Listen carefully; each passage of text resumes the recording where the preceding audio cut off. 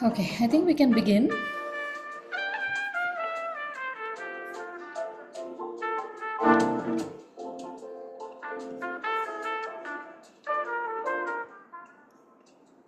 All right. So today I want to do this last part in pen and ink, which is all about doodle art. And funnily enough, though this is the name of my company, I rarely ever do any doodle art in class. Maybe once every 2 years or something. That's been the record.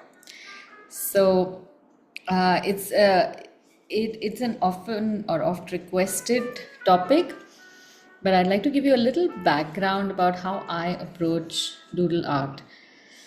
So when I started my company in 2009, I was often asked this question: what does it mean? What does a doodle mean? Why have we called your company Doodle Factory? So I had a lot of explaining to do because nobody knew what that was. But today it's just become ubiquitous. Anyone and everyone knows it. Um, Also, I hate the term doodling. It somehow doesn't seem, it almost sounds obscene, honestly speaking. So I tend to refer to it as doodle art. Doodling seems like you're just twiddling your thumbs. Maybe it's just that kind of sound that I don't like. So doodle art is, the way I look at it, is something that you can do which doesn't require too much of uh, I guess too much time or too much of effort, in the sense that you don't have to have too many tools, you don't need any specific paper, you don't need reference material, you don't need to have a high level of skill. But it's like one of those exercises that if you do very regularly, and by very regularly I mean every day, this is an exercise that can really build strength in your hands, your eye hand connection, excuse me, and also in how you hold the pen or pencil or any tool that you are working with. So I started doing this doodle art. I absolutely love it. I could spend hours and hours, which I have in the past. And I started doing this around 2002, after I had my first kid. And my mom at that time insisted that I need to rest because this whole motherhood thing is very overwhelming. So, don't tax yourself, don't sit hours at a desk and paint. But I couldn't, obviously, I couldn't do that because my brain was just, I think it was just dying every day from cleaning, poop, and changing baby and nursing.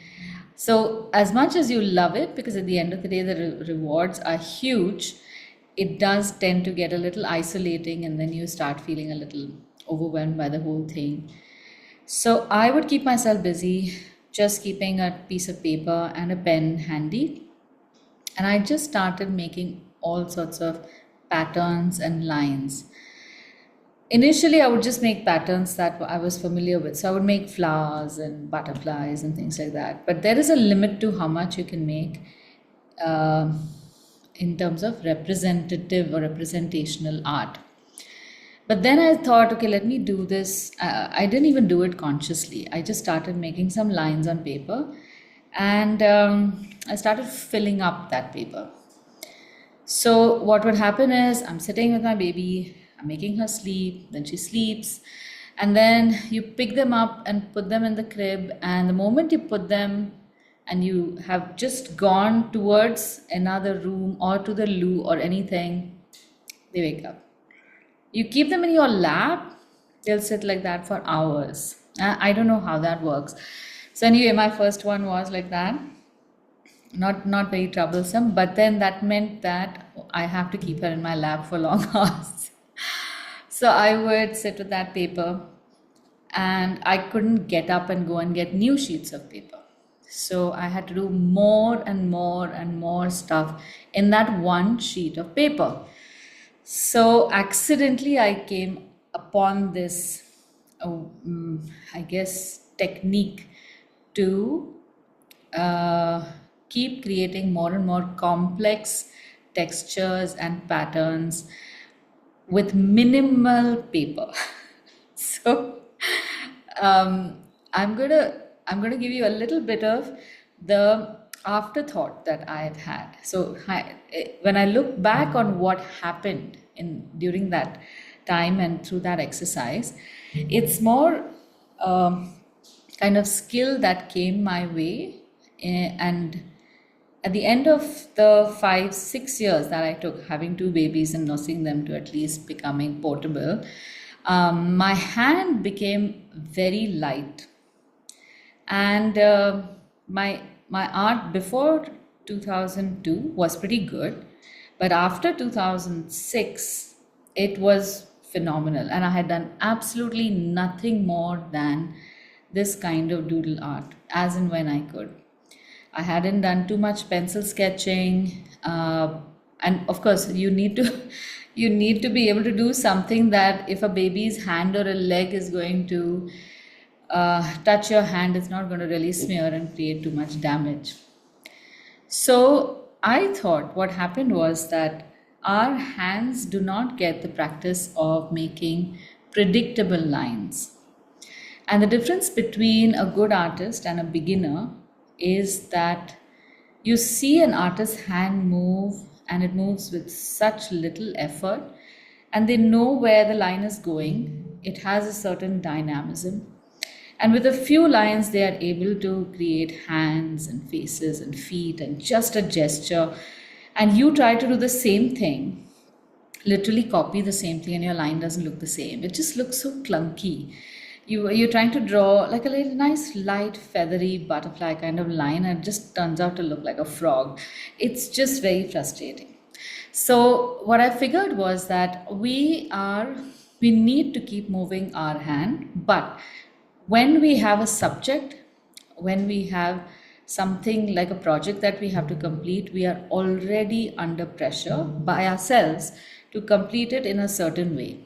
So we are not working in a very agnostic manner. So this is like, in a way, it is like when in school you had a geography paper, you studied only those things and you gave that paper. If somebody were to ask you anything around what you gave in the paper, you would probably be a blank. So that is not how you're supposed to learn any subject, honestly. But that is what happens when we start drawing with a certain subject in mind, with a certain definite outcome. But how do we make the same number of lines without having a subject and keeping the outcome fluid? That is what doodle art does for us. So we are not going to look at just how do I make this pattern. We are going to look at breaking up space. We have one sheet of paper today. We are going to create little boxes in them, and then we are going to try to divide those boxes into smaller and smaller and smaller and smaller sections. And to keep at least some kind of goal in mind, we are going to train our eye to see a space in such a way that we can then cut it in a particular proportion that we desire. Now it seems like it should be very easy. I just make a box, I cut it in half. But it doesn't come as easily in the beginning as you might think. And this I found only after I started teaching grown-ups, that I'm trying to tell them, okay, this is your box, and try to draw a line exactly at half. And they draw the line and then they say, wait, it's not half. So you are seeing it, but you are drawing the line a little prematurely. But you won't be able to know whether that is right or wrong unless the line is made. So if you make 50 such figures where you have a box and cut it in half, by the time you come to your 10th figure where things are not equal, you will start seeing where you are flawed, and you will start autocorrecting. And that must happen with drawing itself. It cannot happen in theory. It cannot happen with just saying, okay, you know what, last time, the one time that I did it, I had made the line a little to the left. Now I need to make it a little to the right. It somehow does not last if you're trying to make it cut. So while we are filling up our page with lines, we are going to try and put in a few goals some targets, some rules in place, and then see what we can do with those rules. So, today's exercises should be seen as, like that recommended 30-minute walking. That is just, you have to, it's like health that you bank. That is your insurance. As long as you can walk 30 minutes a day for the rest of your life, you should be in good health. But that is not like going to a gym, or it's not like running a triathlon or that kind of heavy training. So this is going to be only that 30-minute walk that will keep everything, all your circulation fine. So that is one thing that I want to give you as a task that you should be able to do every day. And also, because it is so modest, you just need a pen or a pencil or a ball pen or any tool you have. Even a small post-it pad is fine. You can pop that into your bag and carry it anywhere. So at any point, if you get time, you should be able to whip that out and start making that line. It actually helps you. The second thing is, when we are trying to draw something, we are faced with a blank paper. And on blank paper, anything is possible. So we want to make, say, a face or a building or something. We should be able to see invisible forms on the blank paper before you draw it. Because if you can see one object, you can see two objects, you can see three objects, then you start seeing the composition. And a composition is something that is not just one static thing. You should be able to then move around those pieces, but still looking only at the blank paper. So that is again an exercise that you can do after you have drawn a certain number of lines and forms and shapes, and you have had that experience. Then you know how it looks after it is done. So the next time you're faced with a blank paper, the memory of having done something before comes back to you, and you know how that is going to look. So I want you to test all these things out in the next few weeks and see where you can gain from these exercises. So we are going to start off with a paper on which we are going to divide the paper first into 12 boxes. I'm going to show you how I do it. And as always, I will insist that our attempt should be towards a good classic composition. So in that, we are going to create boxes which are going to be in a line as much or as best as we can do it. It is not impossible. When you draw a box and you draw the next box and you see that one line on top is going slightly higher, and then the next one goes higher, and then you look at the top edge of all the boxes, instead of coming straight like that, they've gone and become tilted, and then that's so discouraging, and you just feel, oh my god, I want to start again, or I want to erase. So I want to give you a few tips about how that can be done, and it all starts with how you are looking at your paper.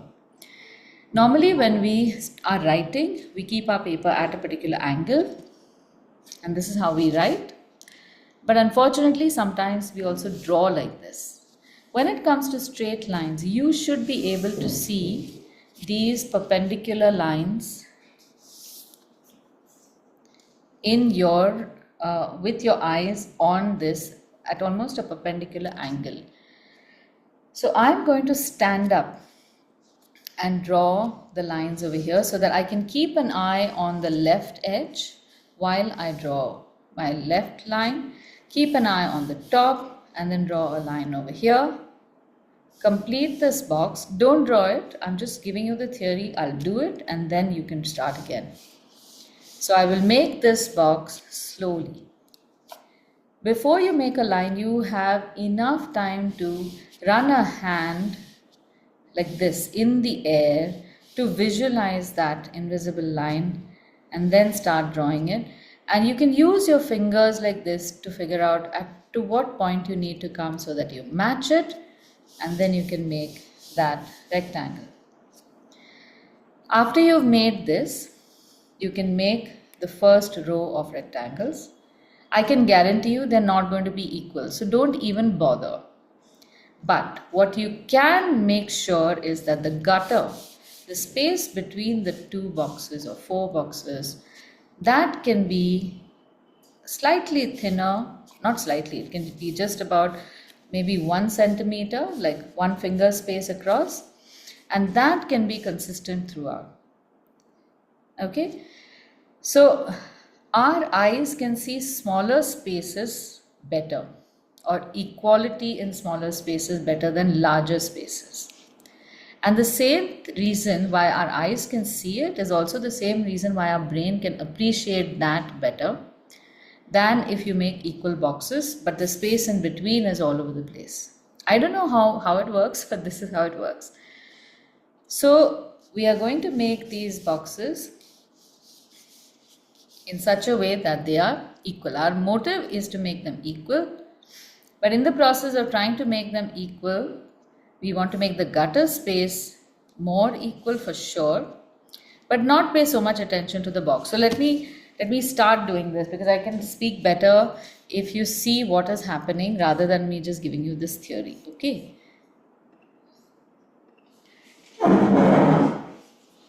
Okay, now I'm standing up so I can see my paper properly.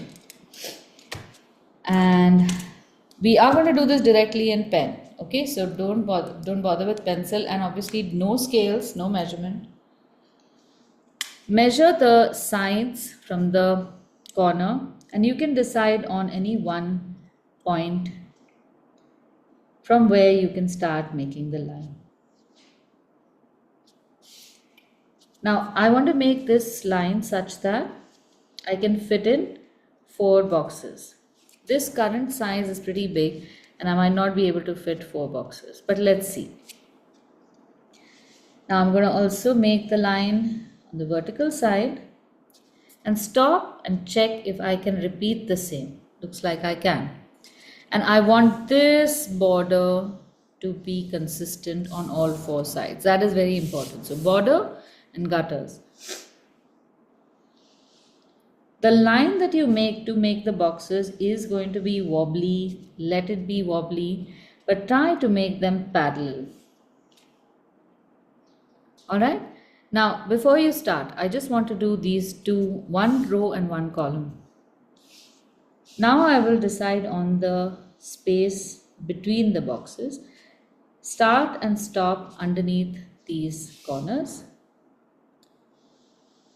and extend the line down. Use my fingers to measure.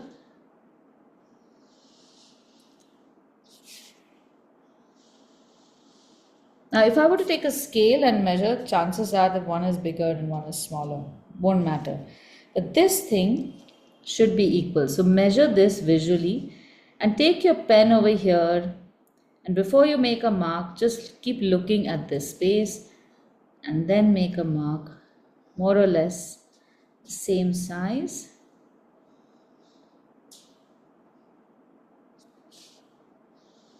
And then make the final box, to again ensuring that the border space is about the same. Okay?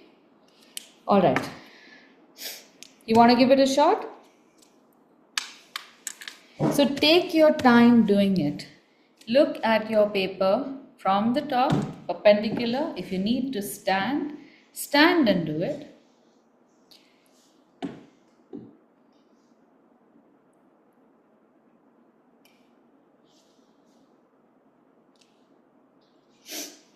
So very often when people see my journals or my artwork, they comment that the journal looks like it's printed. And I would often wonder why they say that, why it appears printed to them. So what I figured was that since I have a background in graphic design, page layout, book design, when I'm making my journals or even my artwork, I ensure that I put a lot of thought on the composition before I put all the elements on the paper. So I look at spaces, I look at text wraps, sizes of the pictures that I want to make, borders, edges, and when suppose I make three elements, how does the page look? What kind of effect I want to create over there? All of that actually comes from my background in graphic design. So even if I make it by hand, the rules of graphic design help in making that page layout look like it's printed.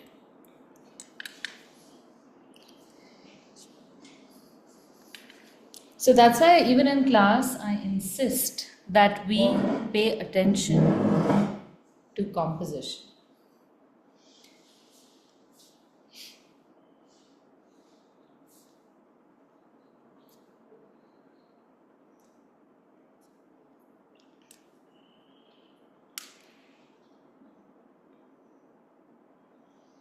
Okay, once your row is done, you repeat the same process to make, oh sorry, not the row, the column. The same process to make the first row. And after every horizontal line you draw on top, just wait and see how much space is left over.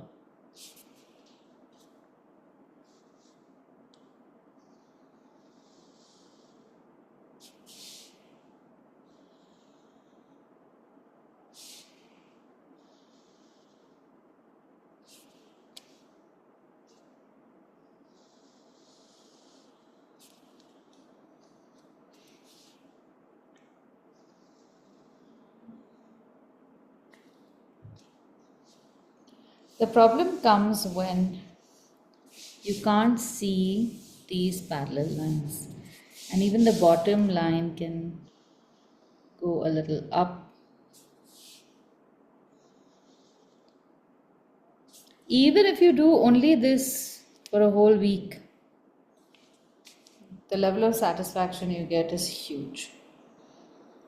So when people have come to me saying, look, I'm only interested in making portraits, I don't want to do anything else, I feel sad because it feels like they're not willing to put in the time the hand and the eye needs to develop understanding space. It's as cruel as asking a first standard student to solve a 10th standard paper.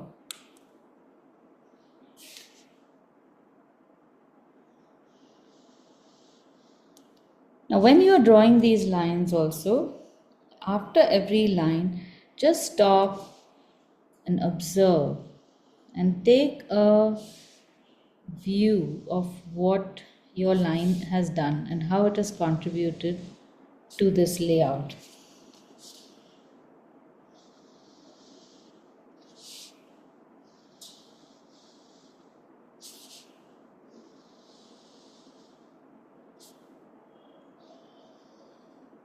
When I do this exercise in the in-person classes, there are lots of ways that people make these rectangles or squares.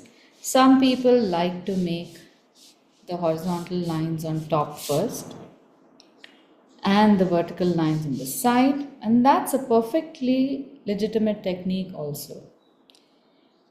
You can find whatever technique works for you. At the end of the day, if the result looks like what you have set as your intention, you could have drawn this upside down with a pencil in your nose. It doesn't matter.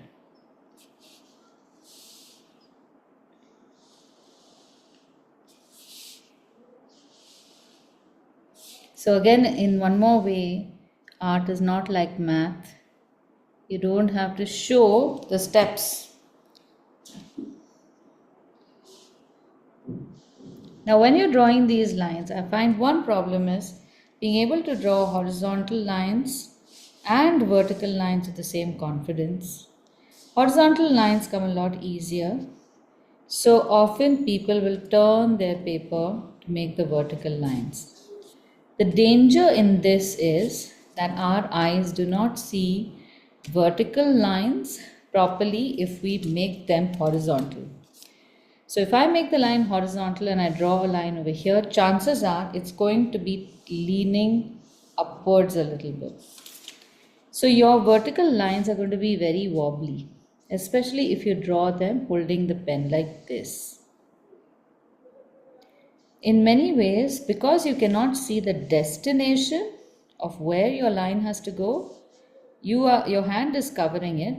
It can wobble and it can go a little to the left just by overcompensating on the direction. So hold the pen sideways and a little further away from the tip and draw short lines but not broken lines. Connect back to the same point and then draw the line. It's a much better line to draw. Eventually, you will be able to draw this in maybe just one break. And then finally, you know exactly where the line is drawing because you have plotted that point on the blank paper and your hand and eye know exactly what you're doing and what you want to do.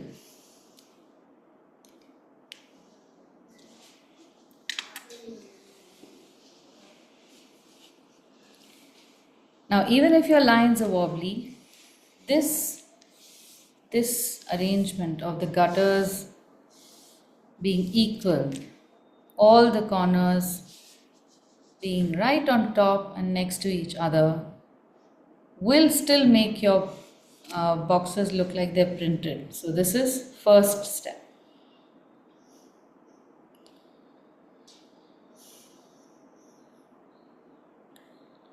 So going back to what I had said before, if you have made lines which are slightly crooked somewhere, let them be. That is an experience. That is going to be a landmark in your work, which you are going to focus on and instinctively avoid after doing it for at least another 10 times. And it's going to happen at least 10 times. So let it happen. The sooner it happens, it's out of your system. So the way I look at it, all the flaws in your art are like that purple water that come out when you have washed the tank. You have to just let that water go. That water is completely useless. So trying to conserve it and not opening the tap does not help. Open the tap. Let that pink water get out of the system. Those are all the mistakes that you are making. Okay, is everyone done? All right. So let's begin making these patterns. Now, before I begin, I want you to just see what we are trying to do here. We are going to play with just the line, right?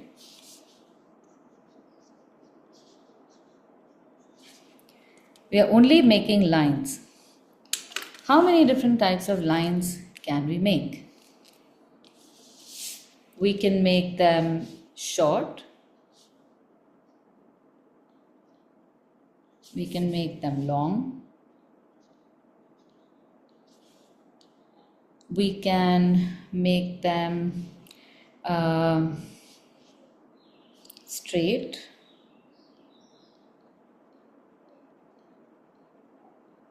Or angular or at angles. This is a second feature that comes in. But after short and long quality of line, you have thin, thick. I'm just thinking aloud. You'll come up with more words. Then you have straight and, I'm going to put this in brackets because I hate scratching out words, straight lines and curves more than angles. Then you have something called a static line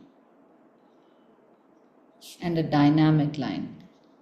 A static line is also a monoline.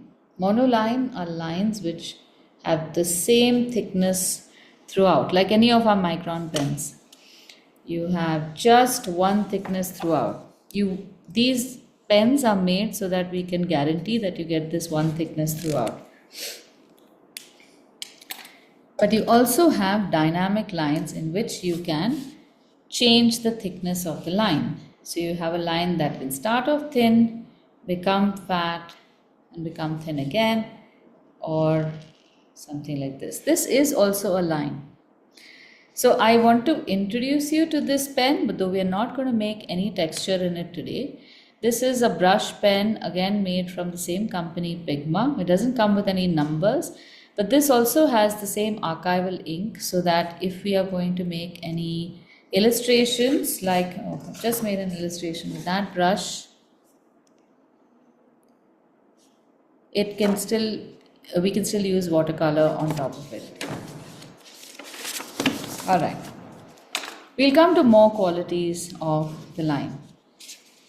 So to start out the first texture, let's start with making a division of space in this square, the first one. And let's first divide it into halves horizontally. Sorry about this.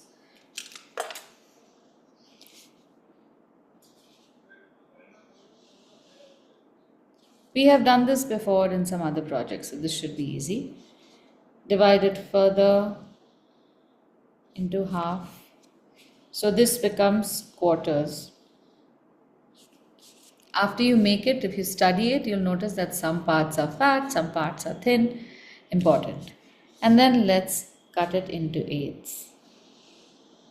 Now this is going to become a grid. And here's what I used to do as a challenge. Using just this grid, how many ways can I fill up a pattern or texture in this grid? So let's first start off with a triangle pattern. So I'm just working with straight lines right now. And the challenge that I am posing myself is that I want to have triangles start from the bottom over here and end at the bottom over here. I can't end it halfway or just make like a half triangle. I don't want to do that. So I will plan this with dots, and I'll again divide the space vertically also into quarters and eighths. So I'm just making dots.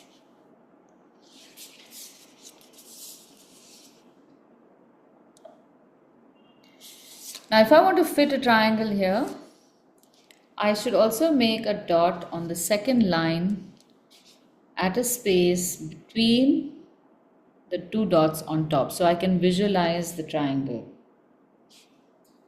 And every time you draw this, please observe the triangle from at a 90-degree angle. I'm telling you, literally between this space and this space, my angle of view changes, so that the dot over here can easily come a little to the left because of that parallax that happens. So keep moving your paper, make sure you're seeing the two dots on top exactly in the same angle, and do this part accurately. So this is like the hard work. You do this hard work properly, everything else flows very easy. And now we have to just draw straight lines to create triangles in this space. Now, in as much as I say just draw straight lines, I can sense that even that can bring shivers in the line.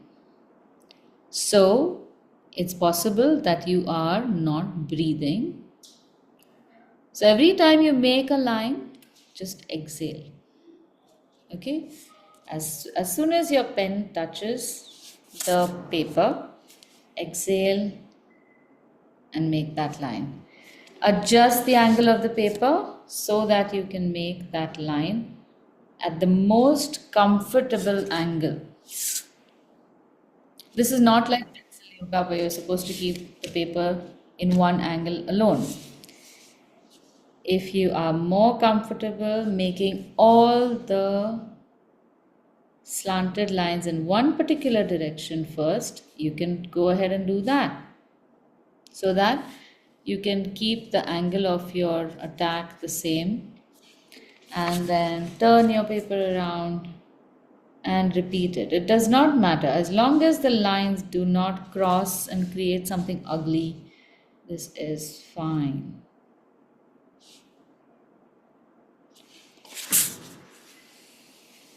Do you see how much control is required to do even something as simple as this? This is like writing the letter A. I don't know when was the last time you tried to write a letter A that was a perfect triangle. That is the problem. So, even this is like doing crunches for your entire palm.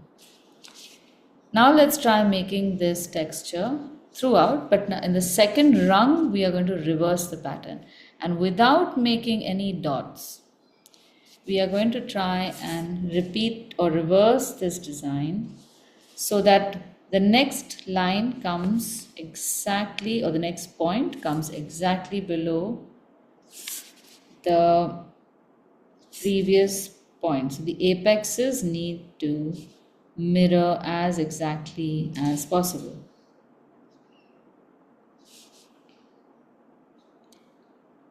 You will manage about 50% of that. And the 50% that you won't manage would be either because you got carried away and started making those triangles very fatafat so that the ones towards the end become too fat or too thin or just miss the mark.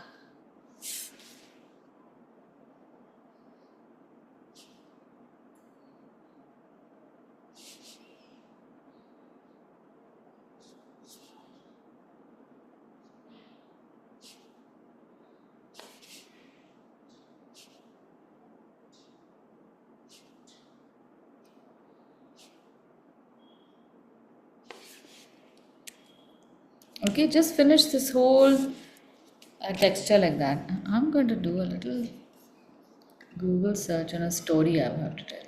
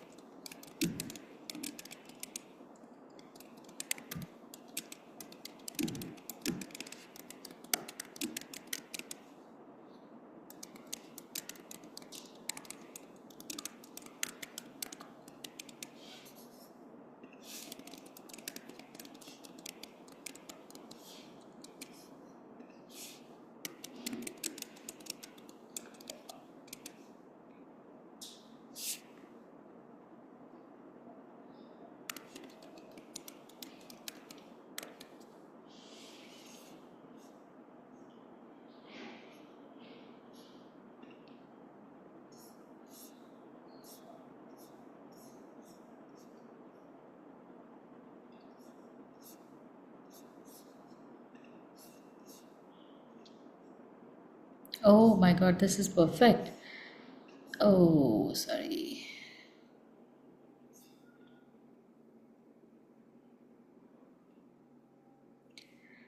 The lights have gone at my end. They'll come back in a minute. This is the perfect exercise to do on Shivratri. I'll tell you why. I just hope I don't. Shivratri is just going to plunge me in darkness. Just give me a second. Alternate arrangements.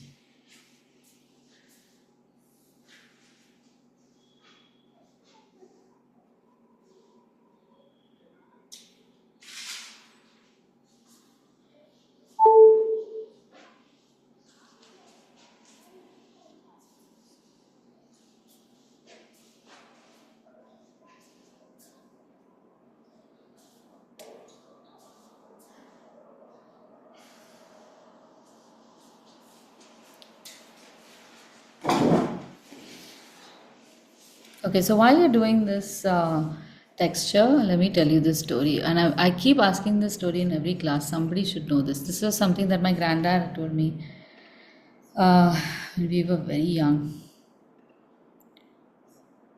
So the story is about this one chap. Oh, wait a minute. Am I?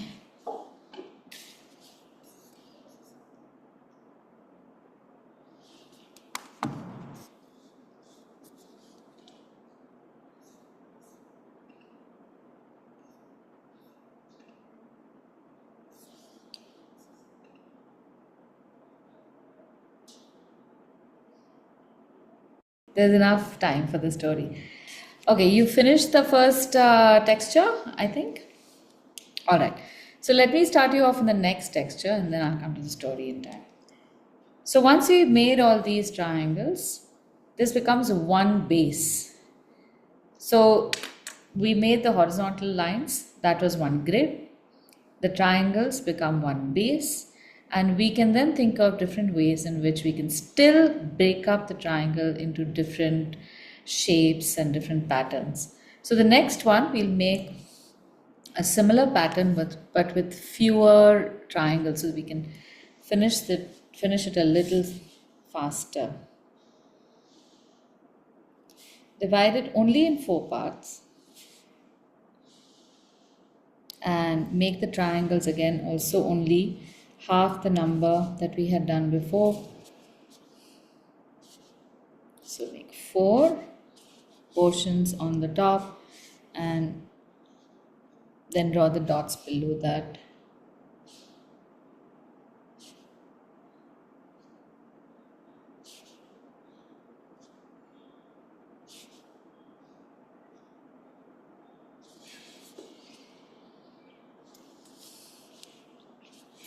Now these triangles, there are many ways in which you can keep breaking space. And our intent at every point is, in whatever pattern we choose, we are going to try to break the space evenly. So here's one pattern that I love making. I just make parallel lines or lines parallel to one side and keep drawing multiples of those, maybe 4. That's as many as I can fit. If I draw them too close, I won't be able to appreciate the negative space created over here. So I have come across patterns in which, just in order for it to look really dense, the attempt has been to just fill it up with really tiny lines. But can you see the quality of line is not really good, and without the white space to balance out, it just looks filled up. You don't know how many lines there are, you don't know what kind of uniformity you're getting. Also, if you create lines which are too close but not that close, the number of lines cannot be appreciated also. And that density also then becomes just like one gray color. So this is where understanding of negative space helps. We are so focused on filling up stuff on paper that we don't realize, if we don't have adequate negative space, just blank white space, we won't be able to appreciate that the positives that we are doing.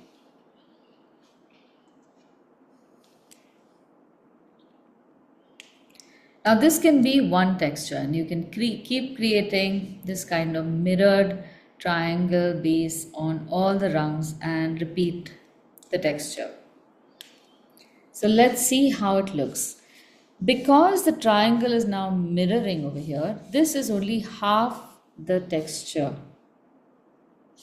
Until we see the effect of the mirrored design, we will not really be making a complete pattern. Now here, there are 2 options. We can continue making the lines in the same direction, but that won't be a mirroring. It's perfectly legitimate. You can do it that way also. So in this case, I'm going to now make my lines leaning towards the right.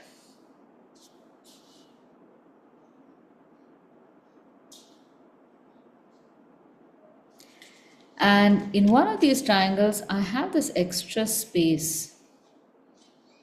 The first triangle, I did not have extra space, but here I do. So I don't want to leave that little extra white. Oh my God, again, I'm going to go off.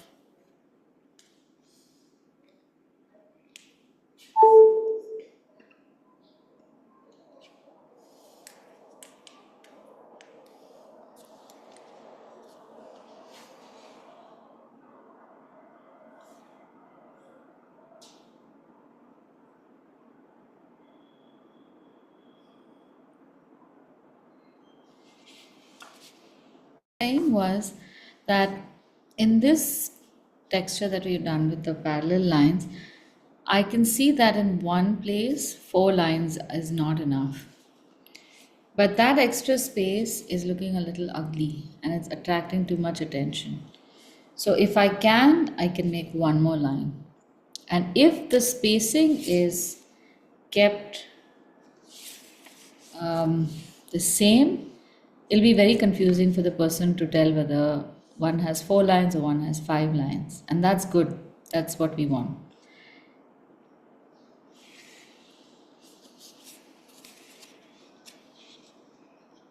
Now, suppose I tell you to decide what you want to do in the next 2 rungs. You can decide on a texture for yourself. So, how do you go about thinking about these textures? This is like an exercise in creative thinking.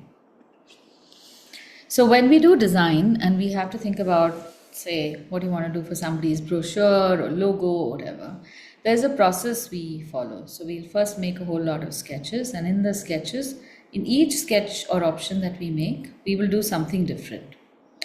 So when you have a texture like this, you can say, okay, now I've made parallel lines which all go in one direction. It needs to be a predictable pattern. So we can't make something in one and then it's too complex to replicate in the next ones. We want a very simple variation. So you must avoid making complicated stuff like this. In one class, this was what happened. In this whole enthusiasm of making lots of lines and very, very detailed textures, someone decided that they wanted to create a circle here. And it's fine. This is fine, but you have to think it through. If you just do so much, maybe it works. But she went on to then create more circles and ran out of space. So what is going to happen to these guys? And then when she started filling it up, it just started looking really ugly, and then she gave up. Now, of course, you will go through these kinds of weird things, but look at doing something very simply. So in our case, how about if we just make a triangle that is exactly the same proportions inside this, and just make one. You don't have to make 4 inside this. And you can make one in all the downward pointing triangles and see if that looks good. You don't have to repeat the same in the upward facing triangles. And even in this, you can observe, are you getting parallel lines? So you don't really need to make 10,000 lines that are imperfect. At the end of the day, we are trying to get that one line to be perfectly parallel, and all these horizontal lines to be in the same line.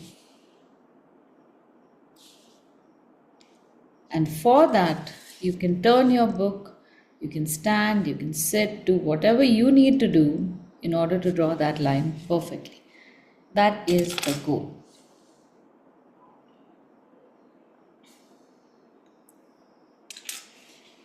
Now our shapes are pretty big here, so we could get away with making one more triangle. But in this case now, again, the space between this triangle, the tiniest one, the middle one, and the texture outside should be equal. Now you might ask me why it should be equal. What if one is more? What if one is less? So what we are creating is a motif, and we are repeating that motif across a series of triangles, right? So each motif must have a certain set of rules, and that rule has to be followed by all. Otherwise, it won't look like a predictable pattern.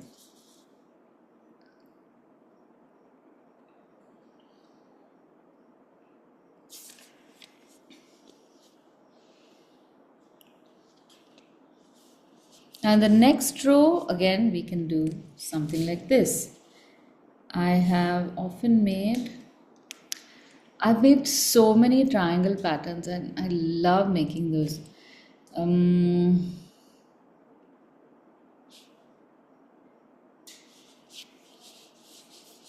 You can make something like this.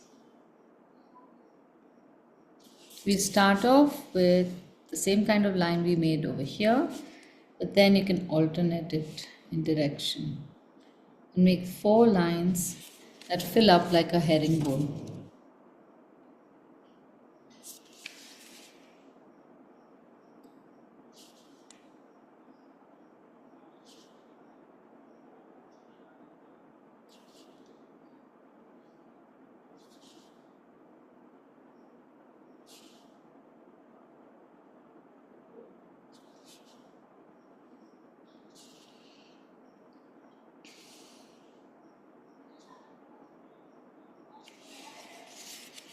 So there is a phenomenon called uncanny valley. Have you heard about this? This is something that you will hear more and more as we become surrounded by AI or anything robotic. Uncanny valley is a phenomenon that occurs in humans when you experience anything artificial or artificial intelligence that looks very close to human. So you might have a robot that has a face, and this you see on the net very frequently. They look like humans, they walk and talk like humans. They also try to blink after a few words and trying to make it look like you can't tell whether it's human or whether it's not. The slight discomfort you feel, that feeling of spooky, that why is this looking so human? I'm not comfortable. That is the uncanny valley. So it's a little bit of lack of trust, a certain sense of insecurity, and it's all very strange that they can be exactly like you but completely different. So you will come across this. There's a wonderful talk about uncanny valley in a podcast that I listened to, and I'll try and share that with you. Now, what we are trying to do over here is the anti-uncanny valley. We generally have a lot of flaws in our work and our line. And what we are trying to do now is create lines that are exactly the same. So we are going to make our pattern look like it is printed, that it is made by a computer or a machine. So we are doing the opposite of uncanny valley. So when you look at it, you should feel as if that kind of precision and perfection could only be possible by a computer. And that should be your aim. You'll get there. It's very easy. These are just lines. You will get there if you have that as your aim. All right, now there are at least 50 patterns you can make using the triangle as a base. Let's move on to a different kind of line. So we've worked with long and short straight lines. How about let's work with curved lines? So let's divide our space again, but this time not horizontally and not with lines. Let's divide it with just dots first.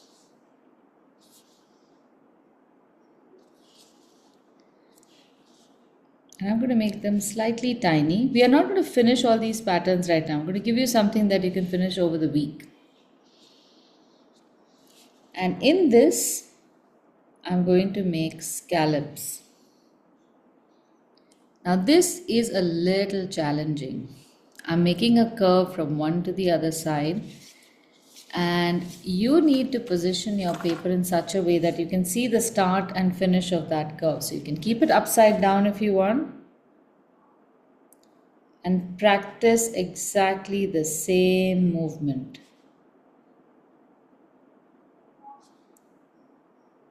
The hand has to come down exactly the same distance every time and go up at the same point and create the pattern. Now we have to build the top. Already I can see some have become longer, some have become shorter. So here we are going to draw dots on the first line so that the first row of scallops is ready.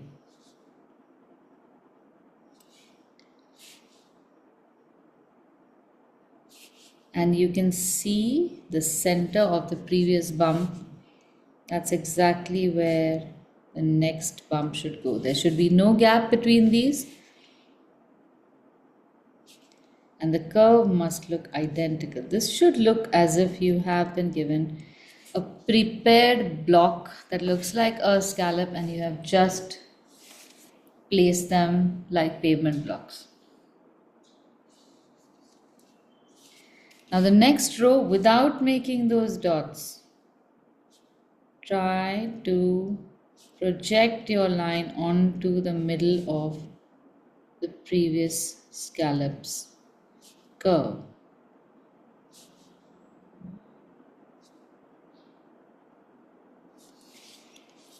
This practice will help you make absolutely perfect circles.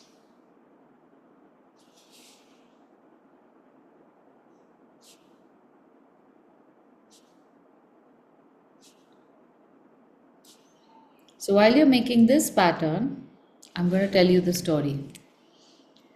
I'll share the story with you. It's quite long, but the one that my granddad told me was about a hunter who goes out into the forest to get something for his family to eat. And unbeknownst to him, he is sitting in a tree waiting for the prey to come. And while he's sitting over there, he keeps plucking leaves that are just around and throwing them down. What is he going to do? He has restless fingers also. As it turns out, there's a shivlinga at the base of that tree. So all the leaves that he's accidentally putting down or throwing down almost go down on the shivlinga as offerings. And obviously our gods are so great, little bit of offering and they feel so happy. So then Mahadev appears before him and gives him some gift or something like that. This is what I remember of the story. What my granddad was trying to tell us was that if you take the right action, even unconsciously, you will bear fruit. So these little things often are dismissed as hardly art. This is just, what are you doing? Just doodles. But these turn out to be those unconscious acts that will pay you reward in time.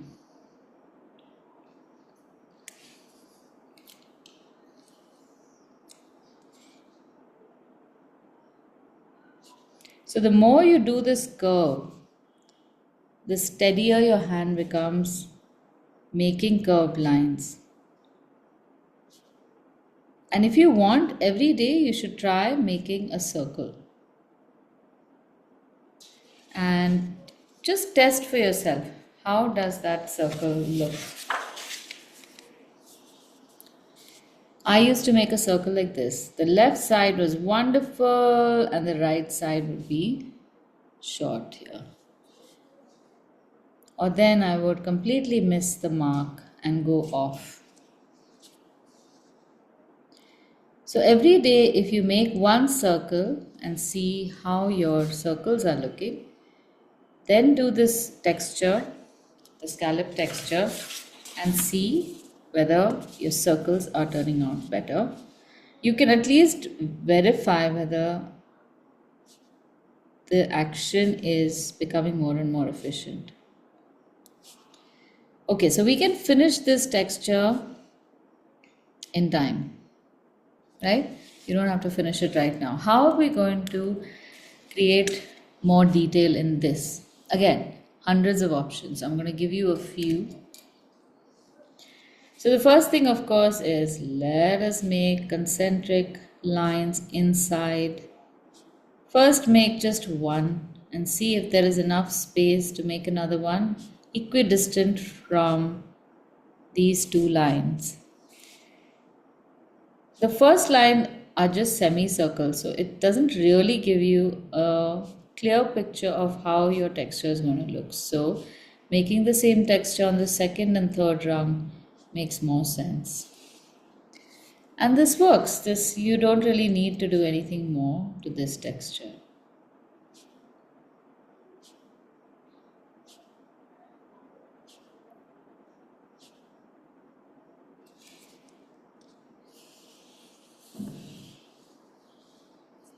Now suppose you make the lines a little closer.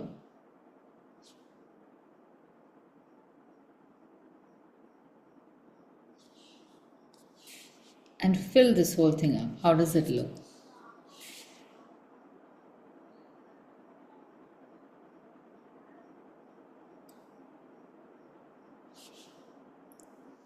It tends to look a little clunky, but it's legit. Still works.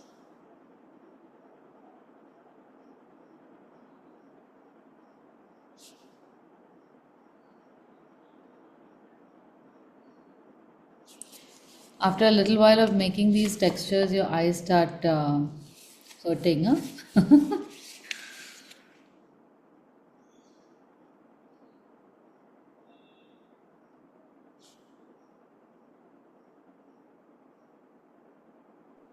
This is looking so much like the Japanese art.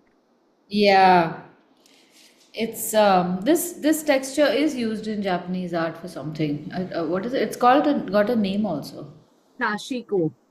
Oh, is it? Is that the name of the pattern? Yeah, the Sashiko patterns are basically something like what we've been doing, geometric and very identical. Aha. Okay. So Okay. they usually use it for embroidery, Hmm. and it's just a kantha like stitch which they do through that. Right, right, right. I've seen that. They also have prints like these, and the print also means something. It's like scales of fish or something. They have these triangles that go build on each other. Yeah, yeah. So they have these intersecting triangles and Correct. squares which are intersecting. So all that. Hmm. We have done a class on those Japanese patterns earlier. I'll share it with you. I'll share the link. Yeah.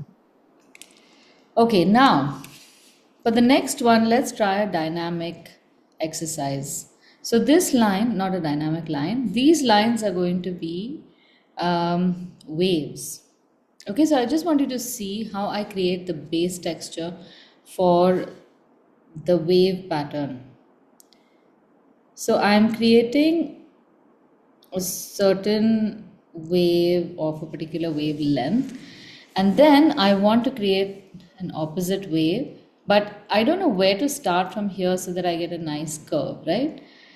If I start over here, it might become too shallow. If I start over here, it might become too round.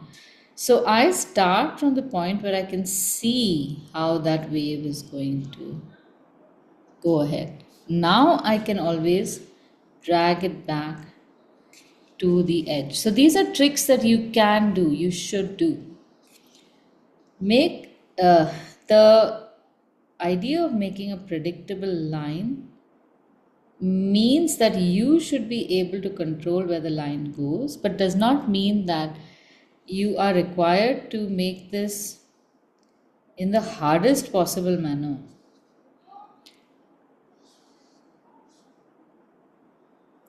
And in time, you will be able to see how that invisible line travels so that you can make a texture like this. I've gone and goofed up over here, but I'm going to absorb that in my texture.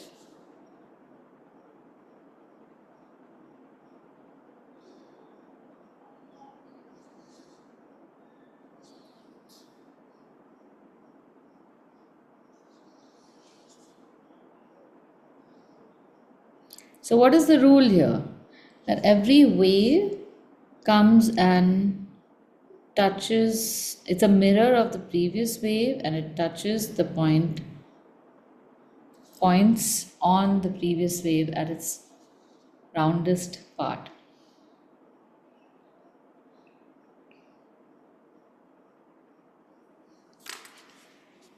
So at this point, this is looking like a two-dimensional net that is being pulled from either side, right? How do we make this three-dimensional? So here's one way. Draw a straight line from one junction to another junction. And on one side, oh sorry, not like this. I'm going to do it here. This is what not to do. On one side, make a curve that again runs halfway between the straight line and that edge, and then divide that further into equal parts. Equal only for that part, not necessarily throughout. So here again, make something that's halfway, and you'll notice that as the lines come closer to the center, they will be slightly straighter, and the ones outside will be slightly curved, more curved. But only draw the lines that you're confident. If you don't have space, don't draw a line, because then something like that happens and you're unhappy.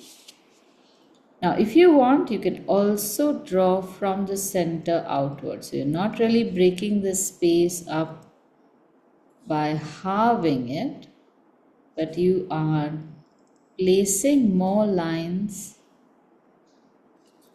equidistant from the center outward.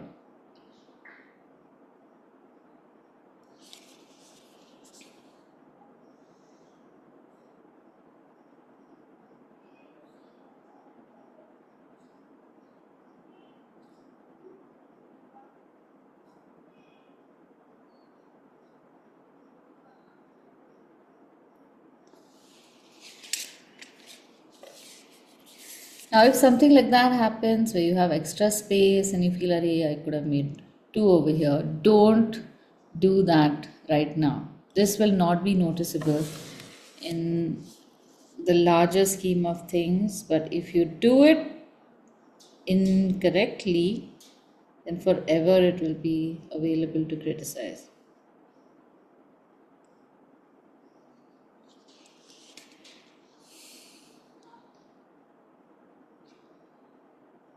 There was one time when I was sketching on a flight, and I was sitting next to this guy who was maha curious. He didn't ask any questions, but he was just observing. But I was working with these Stedler pens at that time. What are they called? Stedler. There's conversation on one group about that. I'll come to that. So those are ink filled, and in When flying, the ink leaks out of them because of cabin pressure. And that same thing happened, and cabin pressure forced a big blob of ink to just fall on the paper that I was drawing on. And this guy sitting next to me just audibly gasped. He was like, "Oh no." Till then, he hadn't spoken. And he said, "What are you going to do now?" So he was panicking even more than me. And of course, it is extremely annoying that something like that should happen. Um, I knew full well this does happen, yet it was my mistake that I wasn't carrying micron pens. I decided to carry that ink pen. But anyway, I told him, "Look, I'm not going to be bothered about it. I'm going to finish what I was doing, which was on the other side of the page anyway. And let's see, maybe by the end of the illustration, it won't matter that that blob is there, or it might just become a talking point. It might give me a story to tell." And sure enough, that happened when I filled up all the textures on the rest of the page. That blob lost its significance. It was still there, and it almost always evoked some kind of sympathy from the person who saw that. But beyond that, it really didn't affect the beauty of the rest of the page. We often try to find a solution for something like that, assuming that that's going to be seen as a mistake, and the worst mistake we can do is stop making our art at that point, being discouraged. And then that mistake or whatever bad luck is the most glaring thing on the paper that you land up seeing forever.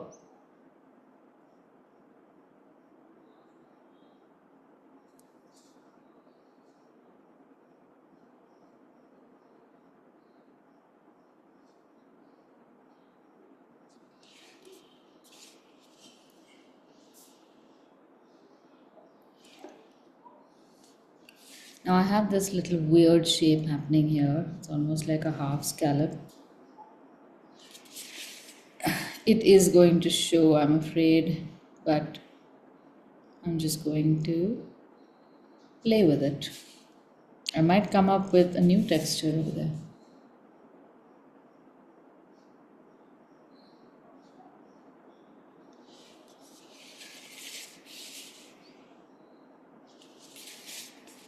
Or not.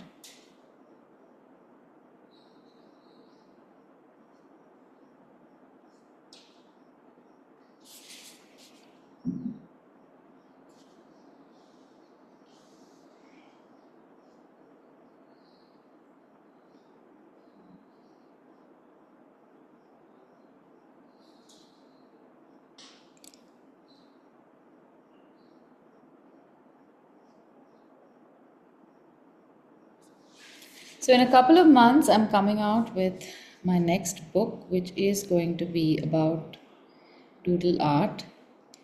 It has definitely 52 pages of textures that you can make.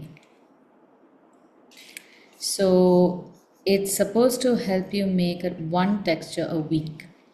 And it's going to be a tiny book. Again, the same principle. You can just toss it in your bag with a pen, and there will be a sample texture that will be on the left side of the page, and on the right side you make your own. And the intention is that it gives you something to do every day for at least 10 minutes, and every week a new pattern can be practiced. So hopefully by the end of March, I should have it out. It was supposed to be out this week, but I got, I can't say I got distracted. There was something else that I was supposed to do urgently, which again I'll be sharing on the group. Something really exciting coming up. My first, hopefully, international art retreat. So I'm going to share the details in my maybe tomorrow only.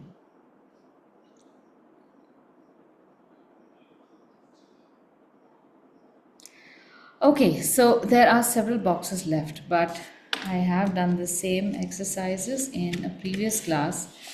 So I'm going to give you a few, I'll send you these pictures. Today the light's going really ruined our timing. So these are textures which are made using a square grid, and I'll share the link to this class. I haven't even uploaded that yet. This was yesterday morning's class, and then towards the end we have done these textures. These are beautiful, so you'll enjoy these as well. And in this class you will see what Elaine did, messed up this pattern. And I will share some more textures with you which I have done in the past. So I just have these whole texture banks. There must be hundreds of textures. So I'll share those with you. And in the remaining rectangles, then you can try and make those as well. They're very easy to make once you know how to create a grid, how to create that one unit, and then how to replicate it. And then what I'd like you to do is please send me some feedback. So monitor your skills. See if it is really changing or it's not changing fast enough, or it has changed but different from what you'd expected, whatever. Because I'd like to get some feedback. My experience has been that it definitely will make your line stronger and your hand lighter. But you might have a different experience, and I'd love to just compile all of that. Okay. All right. I would have loved to go on and on and on. I can do these textures for decades if I'm allowed to. Sometimes I feel I should just have a class on a Sunday afternoon, like an ASMR, like just join me and we will just do these textures. Yeah, I don't need any other life. Okay, so enjoy, and next week we will be starting a new topic. We're doing lettering. So I wanted to do lettering immediately after we do pen and ink, because we will be using the flexible nib to make the letters next week itself, so that you can continue using that ink.